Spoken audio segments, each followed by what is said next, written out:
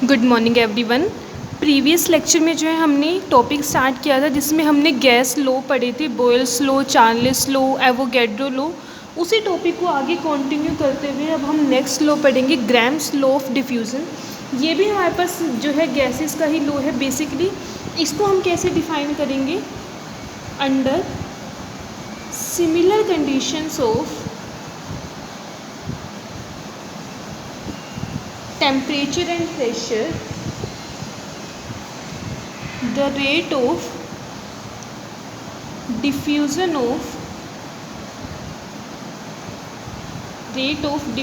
of different gases is inversely proportional to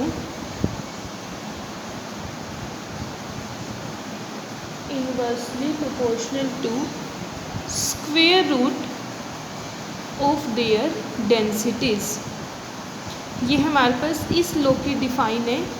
law क्या कह रहे हैं? Under similar conditions of temperature and pressure, वही से सेम कि हम जो है टेम्परेचर एंड प्रेशर को सेम रखेंगे। एंड उस केस में जो रेट है डिफ्यूज़न का, कि जो डिफरेंट गैसेस का डिफ्यूज़न रेट है, किस रेट पे वो डिफ्यूज़ करेंगी, वो जो है इन्वर्सली प्रोपोर्शनल होगा square root of their densities, की जो उनकी डेंसिटी है उसका हम जो है स्क्वायर रूट लेंगे। कैसे? जैसे अगर हम सपोज करें मैथमेटिकली यहाँ पे लेके चले कि रेट जो है डिफ्यूज़न का, हमारे पास दो अलग अलग गैसेज है, एक का रेट हो गया R1 और दूसरी जो गैस है उसका रेट है R2। तो रेट जो है फर्स्ट गैस का that is inversely proportional to square root of their density. Inversely proportional मतलब कि डिवाइड में आएगा और स्क्वायर रूट के साथ। R1 गैस का जो डेंसिटी है वो हम ले लेते हैं D1 एंड R2 गैस की डेंसिटी हो गई D2। तो ये हमारे पास मैथमेटिकल डिफाइन आ जाएगी इस लॉ की कि rate of diffusion of gas is inversely proportional to square root of their density. यहाँ पे हम दो गैसेस लेके चल रहे हैं। फर्स्ट का जो डिफ्यूज़न रेट है दैट इज़ R1, सेकंड का R2। तो डेंसिटी के साथ इसका रिलेशन क्या आ जाएगा? R1 is inversely proportional to square root of D1 and R2 is inversely proportional to square root of D2। Okay, तो यहाँ पे सिंपली इसको हम ऐसे भी लिख सकते हैं, R is inversely proportional to density. ये हमारे पास हो जाएगा लो कि जो डिफ्यूज़न का रेट है that is inversely proportional to square root of their density. और कंडीशन साथ में क्या है? Under similar conditions of temperature and pressure, कि जो टेम्परेचर एंड प्रेशर है वो जो है सेम रहना चाहिए। अब अगर हम बात करें, जो हमारे पास एक फॉर्मूला होता है मॉलिक्यूलर वेट का, molecular weight that is equal to 2 multiply by vapour density. Molecular weight का फॉर्मूला है 2 इंटू वेपर डेंसिटी। हम इस वाले रिलेशन में पुट करेंगे R1 divided by R2। Molecular weight को कैपिटल M से डिफाइन करते हैं, तो यहाँ जाएगा D1 की जगह पे M1 और D2 की जगह पे M2। 2 से 2 तो कैंसिल हो जाएगा, तो एक हमारे पास फॉर्मूला ये भी आ जाएगा यहाँ पे R1 by R2 is equal to square root of M2 divided by M1। Okay, अब यहाँ पे हमने क्या बात की है? Similar conditions of temperature and pressure. अब हम कह रहे हैं कि अगर हमारे पास इसी में केस लेके चलते हैं कि दो गैसेस है, दोनों का जो प्रेशर है वो डिफरेंट है। सपोज करो फर्स्ट जो गैस है वो है P1 प्रेशर पे, सेकंड जो गैस है उसका जो प्रेशर है वो है P2। तो इस केस में हम क्या करेंगे कि प्रेशर जितना ज़्यादा होगा उतना ही डिफ्यूज़न का रेट जो है वो क्या होगा? ज़्यादा होगा। Greater the pressure greater is the rate of diffusion. तो उस केस में जो ग्राम्स लॉ ऑफ डिफ्यूज़न है उसको हम कैसे रिड्यूस करेंगे? R1 divided by R2 is equal to, ये तो सेम रहेगा, D2 डिवाइडेड बाई D1। यहाँ पे प्रेशर वाला फैक्टर आ गया ना, तो P1 divided by P2। P1 is directly proportional to R1, that means कि जितना ज़्यादा प्रेशर होगा उतने ही हमारे पास जो है रेट जो है डिफ्यूज़न का वो रेट क्या होगा? ज़्यादा हो जाएगा। तो अगर दो गैसेस का प्रेशर अलग अलग है तो उस केस में जो है हम ये वाला इसका फॉर्मूला यूज़ करेंगे ग्राम्स लॉ ऑफ डिफ्यूज़न का, और अगर सेम की बात करें तो उस केस में ये वाला। क्लियर? अब इसी तरीके से नेक्स्ट जो लास्ट लॉ आता है गैस का वो है डेल्टन्स लॉ। टोटल हमारे पास 6 लॉज हैं। Dalton law of partial pressure.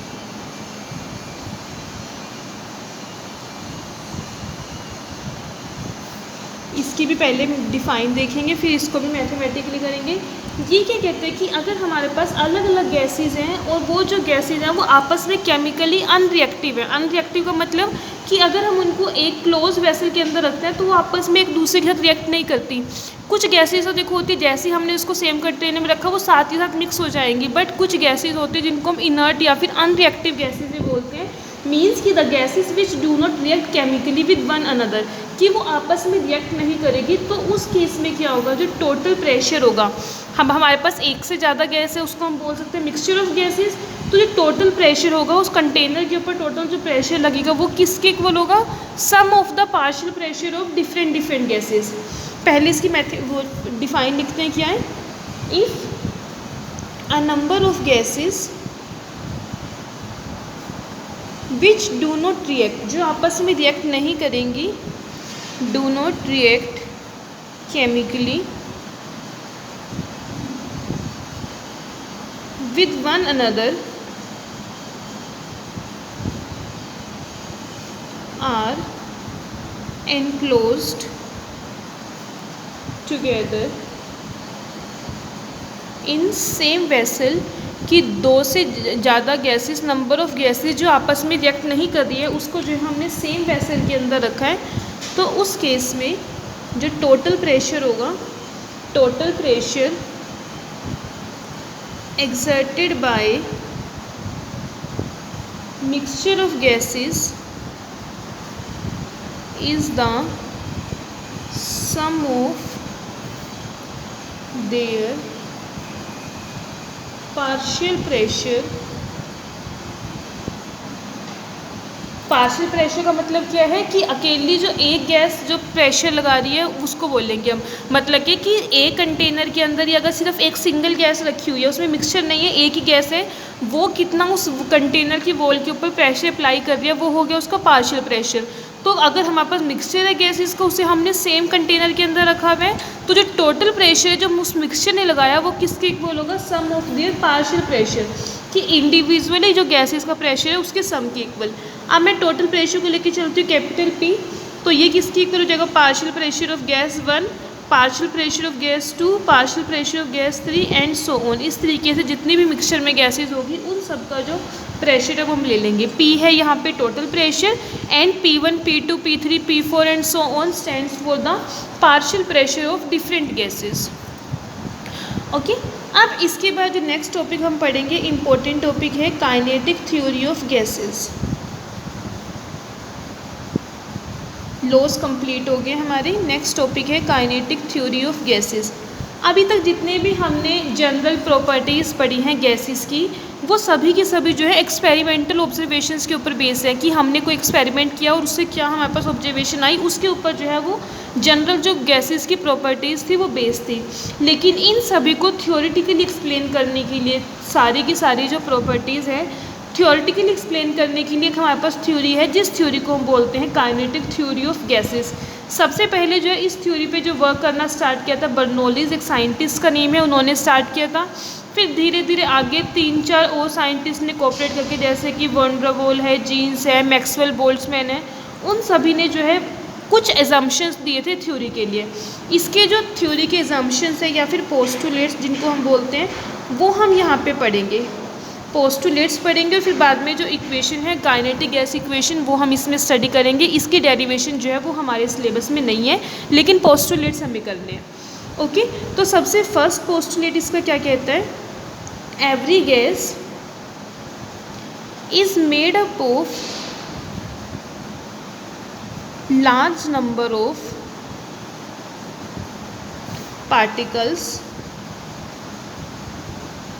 Cold molecule, कि कोई भी गैस है वो छोटे छोटे पार्टिकल्स से, बहुत सारे छोटे छोटे पार्टिकल्स उनसे मिलके बनी होती है, और उन स्मॉल पार्टिकल्स को we called molecule.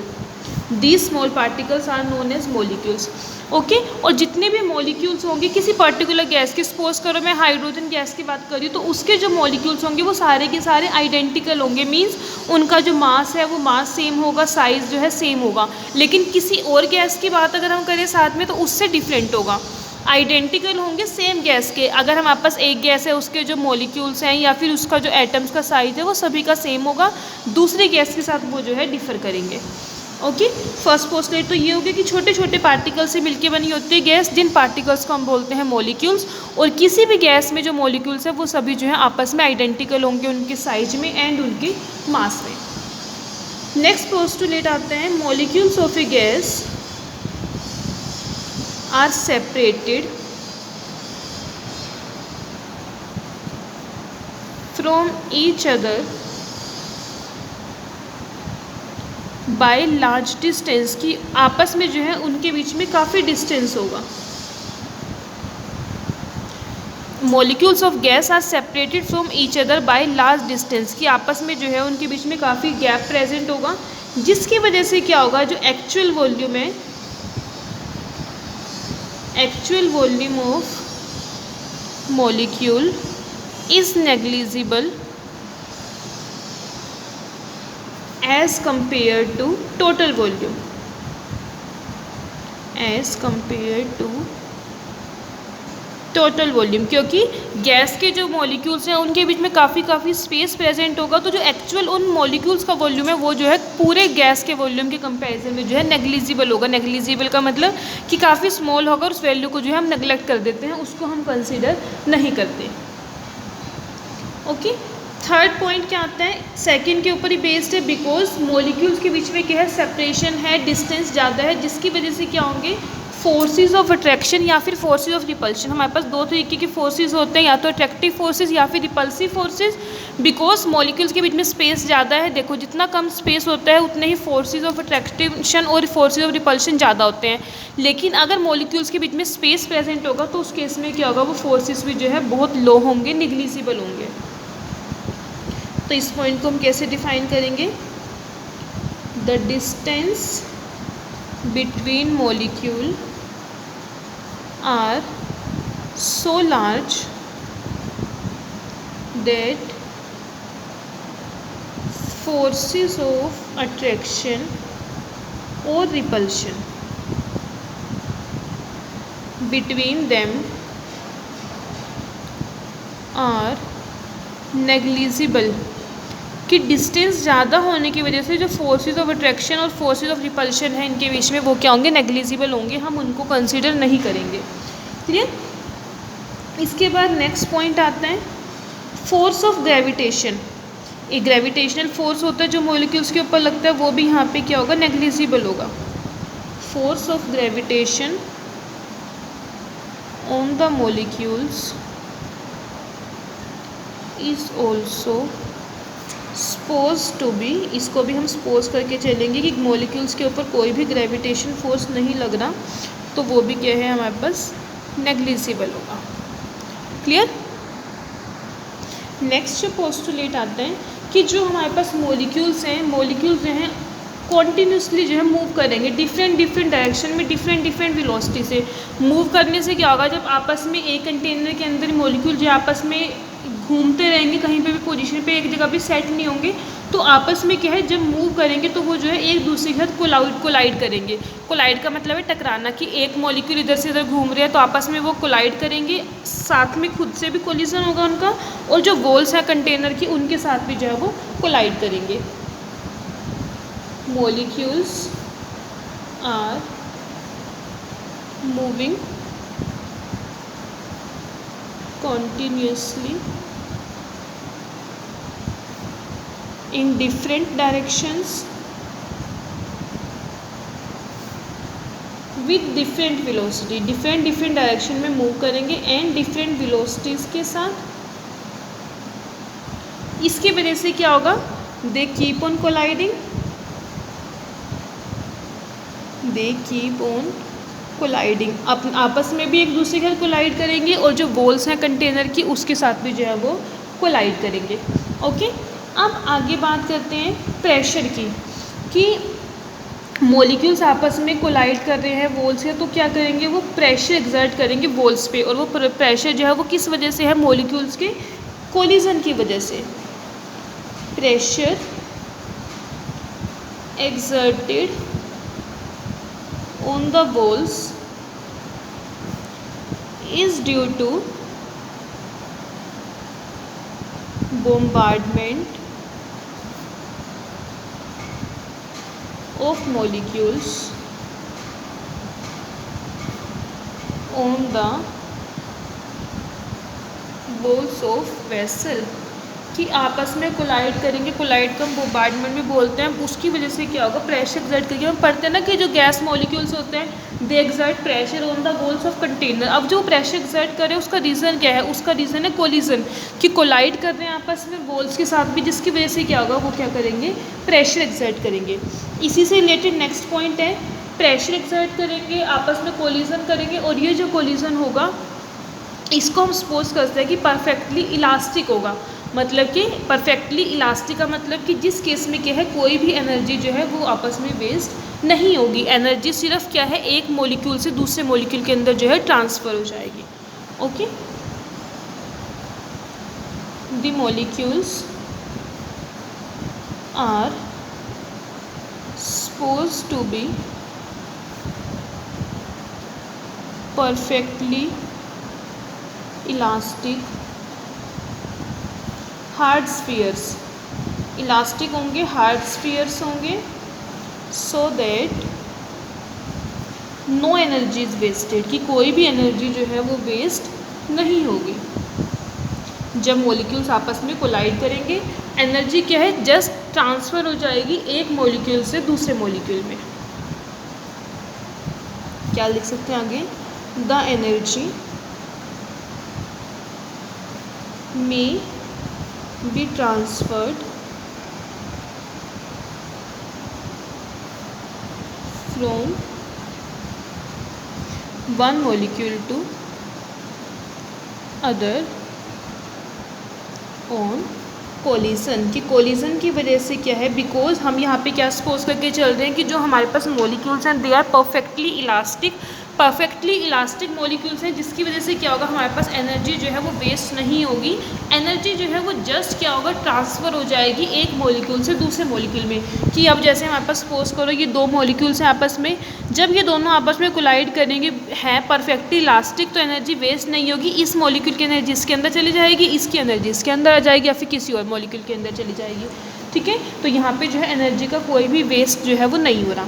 And last जो पोस्टुलेट आता है इस थ्योरी का वो है कि मॉलिक्यूल जो है हमारे पास वो डिफरेंट वेलोसिटी वो डायरेक्शन में मूव कर रहे हैं, डिफरेंट वेलोसिटी के साथ। ये हमने अभी ऊपर पढ़ा कि the molecules are moving in different direction with different velocity. अब अगर हमारे पास कोई भी बॉडी है, ये हम छोटी क्लासेस में पढ़ते हैं, जब वो मूव करती है, वेलोसिटी होती है, तो वहाँ पे क्या होता है, वो कुछ ना कुछ एनर्जी भी पोजेस करेगी, और जो एनर्जी होती है ड्यू टू मोशन उसको हम बोलते हैं kinetic energy. Since the molecules are moving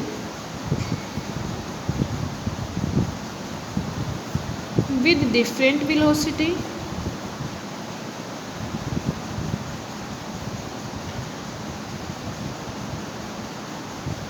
so they possess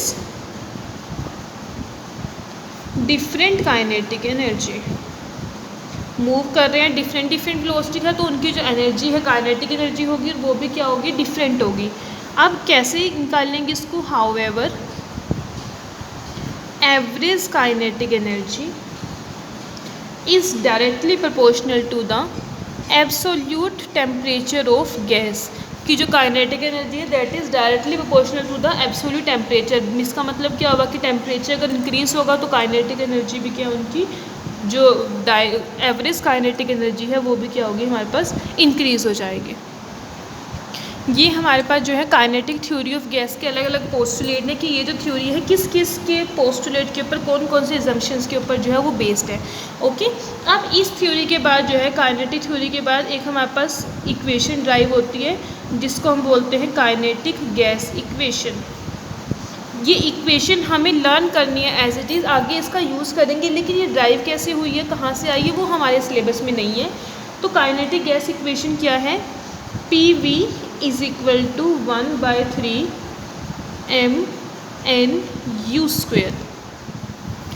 P क्या है यहाँ पे, pressure of the gas, V is the volume, M हो गया मास, N हो गया नंबर ऑफ मॉलिक्यूल्स, की जो total number of gas particle है वो कितने हैं, एंड U है उनकी काइनेटिक एनर्जी।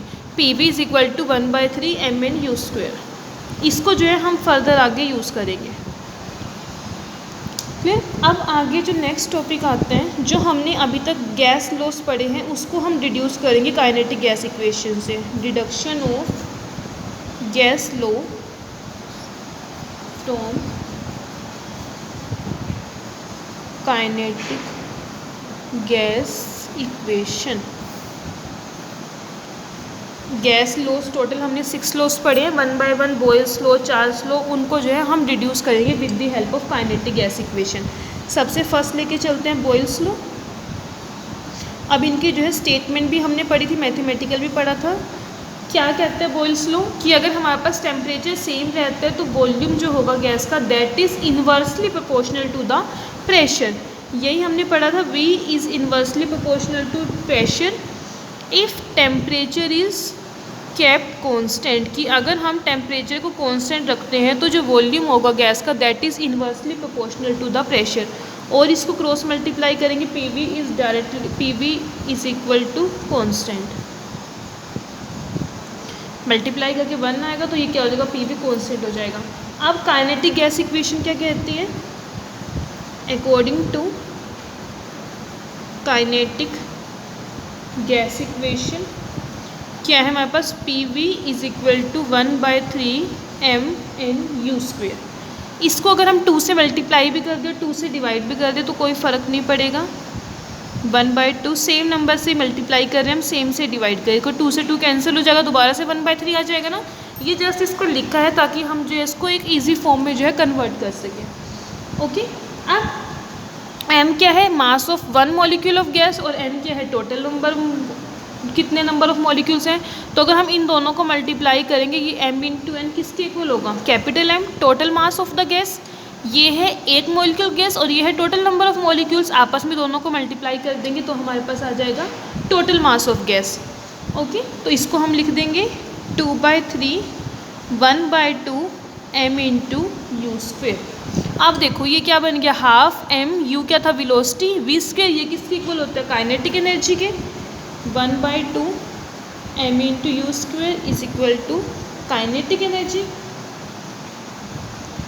क्लियर, इसकी वैल्यू जो है अब हम यहाँ पे पुट कर देंगे 2/3 mu² की जगह पे, तो हमारे पास क्या आ जाएगा, PV इज इक्वल टू 2/3, इसकी जगह पे हम रख देंगे ये काइनेटिक एनर्जी। ये हमारे पास आ गई इक्वेशन नंबर 1। अभी तक हमने क्या किया, इसकी जगह पे कैपिटल M लिखा, हाफ mv² किसके इक्वल होता है, काइनेटिक एनर्जी के ना, तो इसे हम यहाँ पे पुट कर देंगे 2/3 काइनेटिक एनर्जी। अब हमने जो अभी पोस्टुलेट पढ़े थे, molecule are moving with different velocity और they possess different kinetic energy, और जो एवरेज काइनेटिक एनर्जी है that is directly proportional to absolute temperature. Kinetic energy is directly proportional to T। Directly proportional का sign हटाएंगे, यहाँ पे हम constant of proportionality लगाएंगे, स्मॉल के लगा रहे हैं, ये है स्मॉल के इंटू T। ओके, और के यहाँ पे क्या है, कॉन्स्टेंट ऑफ प्रोपोर्शनैलिटी।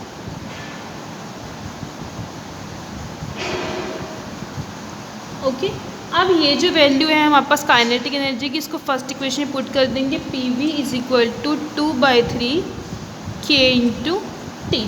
ये हमारे पास आ गई, let it be equation number 2। हमने kinetic energy directly proportional to temperature equals to KT, यहाँ पे इसकी वैल्यू पुट कर दी, PV is equal to 2/3 KT।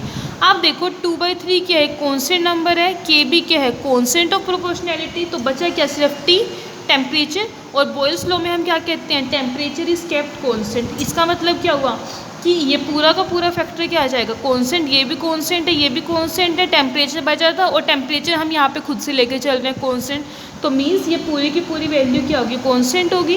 तो PV is equal to constant if temperature is kept constant. और यही हमारे पास बॉयल्स लॉ था, तो हमें बॉयल्स लॉ ड्राइव करना था काइनेटिक गैस इक्वेशन से, ये हमने ड्राइव कर दिया। ये क्या है हमारे पास, बॉयल्स लॉ। क्लियर। सेकंड, ऐसे ही जैसे बॉयल्स लॉ ड्राइव किया है, नेक्स्ट करेंगे चार्ल्स लॉ।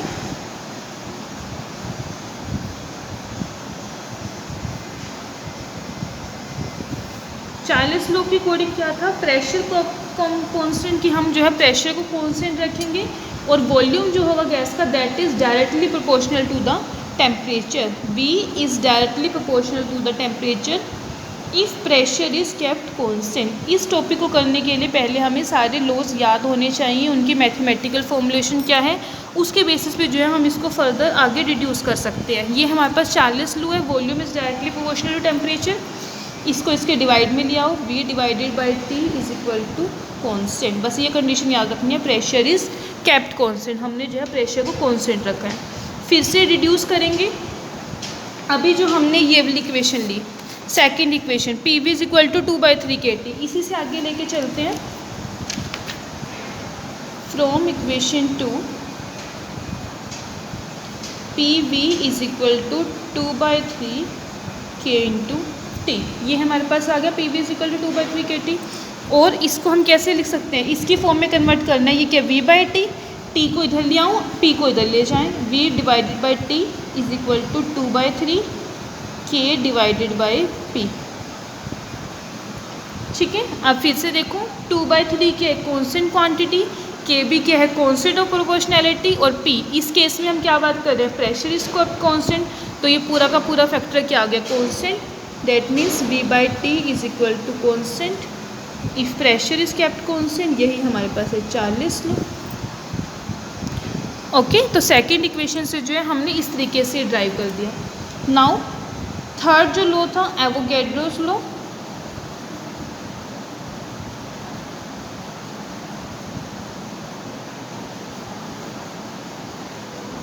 अब एवोगैड्रो लॉ के अकॉर्डिंग क्या था, under the similar condition of temperature and pressure equal volume of all gases contain equal number of molecules, की जो वॉल्यूम होगा गैस का, दो गैसेस है अगर उनका वॉल्यूम इक्वल है तो नंबर ऑफ मॉलिक्यूल्स भी क्या होंगे उसमें इक्वल होंगे।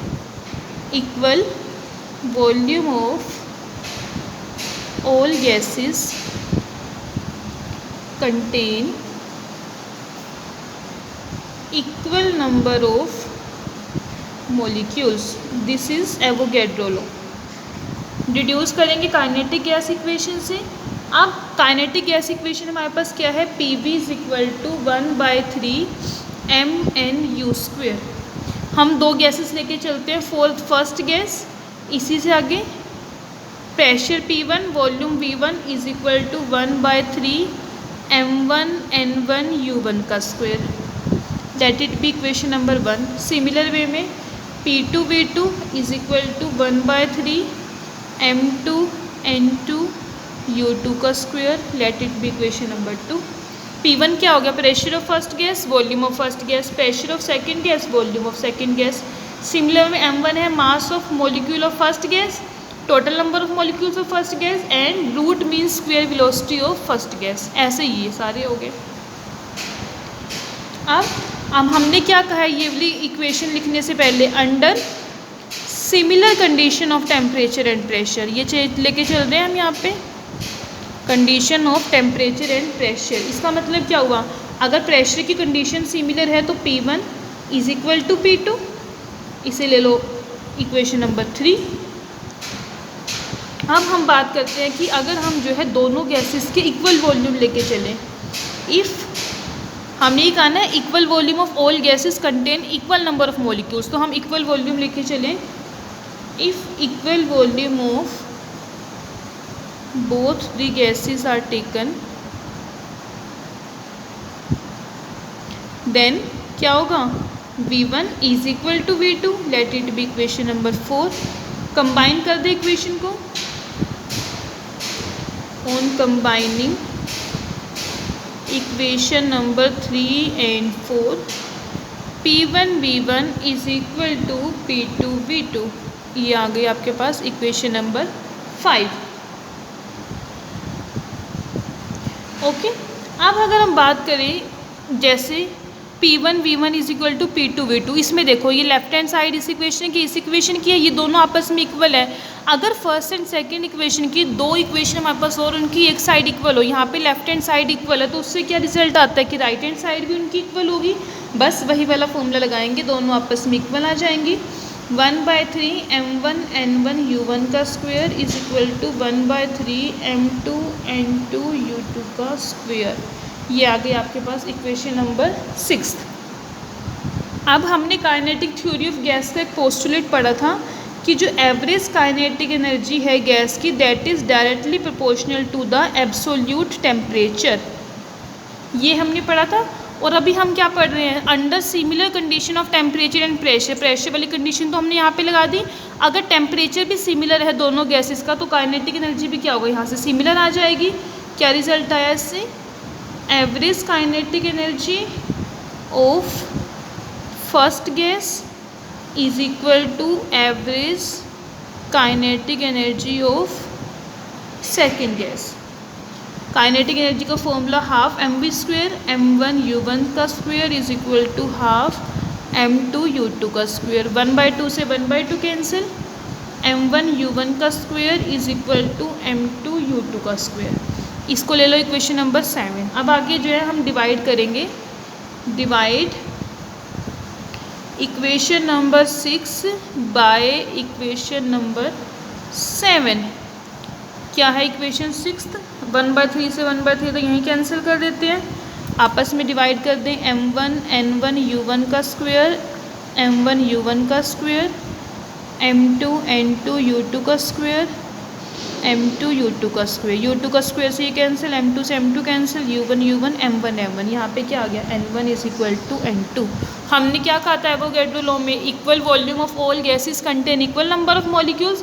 यहाँ पे हम इनका इक्वल वॉल्यूम लेके चले हैं गैसेस का, तो नंबर ऑफ मॉलिक्यूल्स भी क्या आ गए, इक्वल आ गए। This is Avogadro law.